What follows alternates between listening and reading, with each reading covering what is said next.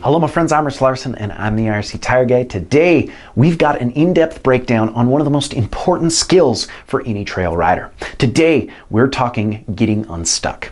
Now we did an episode years ago on this exact technique. Despite that, it's such an important technique, we need to do it better. So let's get right into it. Be it live or via social media, one of the most common mistakes I see when teaching or watching any rider in a technical section is incorrect form when getting unstuck. The phrase technical section is relative to your skill level as a rider.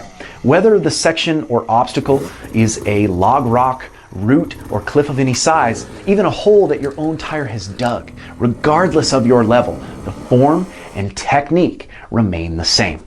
Now, let's say you make a mistake while in a technical section or over an obstacle.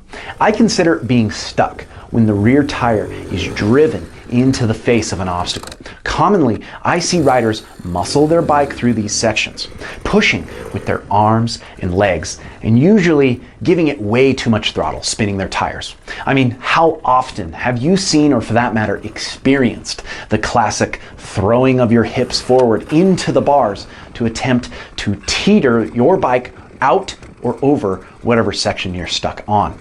Of course, this is extremely inefficient, zapping your energy and wasting your gummy tires. Well, we can implement a few easy techniques and practices to our list of drills, making us more efficient and giving us an ability to ride longer. The first step here is maximizing our momentum. We need to pull the machine back as far as possible. Let's say I'm high-centered on a rock. Commonly, riders will either teeter and push their machine over, or even teeter back and try to seat bounce their way out. This, of course, can work at times, but there are a few problems with this approach. I usually see the teeter back and seat bounce approach done with both feet off the pegs. Now, I'm a stickler for keeping my feet where they belong. With both feet off the pegs, we're now subsequently disadvantaged by our own inseam. This can cause tip overs and loop outs. We also aren't maximizing our momentum as well as using our own body weight advantage for counteraction. I always say simply, if your feet are off the pegs, you can't move. Even with one foot on the peg, the ability to counteract with movement is increased by tenfold.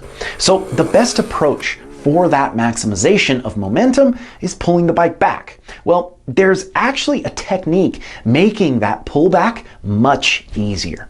Using our front and rear brakes as well as body position and suspension, compression and rebound, we drive our weight forward with our brakes in to initiate that suspension compression. Then we snap our hips back with the rebound while releasing the brakes to allow the machine backwards movement. I then reapply the brakes so as not to overshoot and roll off whatever obstacle my front tire is on. I want my front tire hanging off slightly in front of the obstacle. We can even use this same rear brake control when the rear tire has spun and buried itself in a hole. This is common when not making it up an incline of loose soil.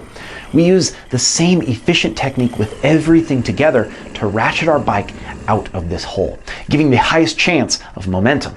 Now that we are set for momentum, the next step is movement. That movement begins with body position. Notice the adjustments. With one foot on the peg, I begin by maximizing my weight in my hips back over the rear fender. When practicing this, I actually touch my rear fender with my butt. My arms are near fully extended. This position at first will feel awkward.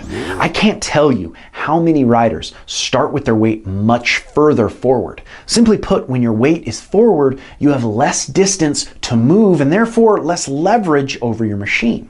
We did a video on preemptive movement that's so important for this technique and really every style of riding, which I'd recommend checking out right here. Continuing, we have the correct starting point with our body and we begin the load of the engine. With my front brake engaged and the clutch slipping slightly in the friction zone, I implement a steady throttle.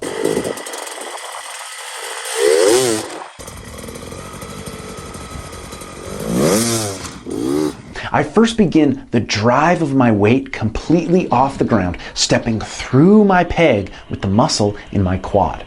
The drive forward also signals the addition of the other foot to the peg and the slight increase of throttle while the clutch remains in.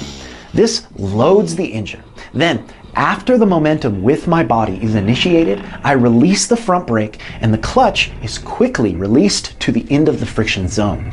The quick release propels the machine forward out of the hole or over the obstacle. At this time, because my weight is forward, I have the ability to move my weight back to counteract the now dropping front tire, as well as assist my rear tire in holding efficient traction. With that movement back, we reduce the throttle to near completely off. This skill is a lot about timing, practicing on a mellow obstacle at first, then slowly progressing as needed. Honestly, you can dig a hole for your rear tire and hone in this exact skill. Mastering getting unstuck isn't just for hard enduro athletes. It's actually more so for average trail riders. We all get stuck. I hope these tips help you get unstuck. If you're enjoying the channel, make sure to like, comment, and subscribe, as well as follow us on Instagram at IRC Moto and my personal Instagram page at RichLarson511. And until next time, keep shredding.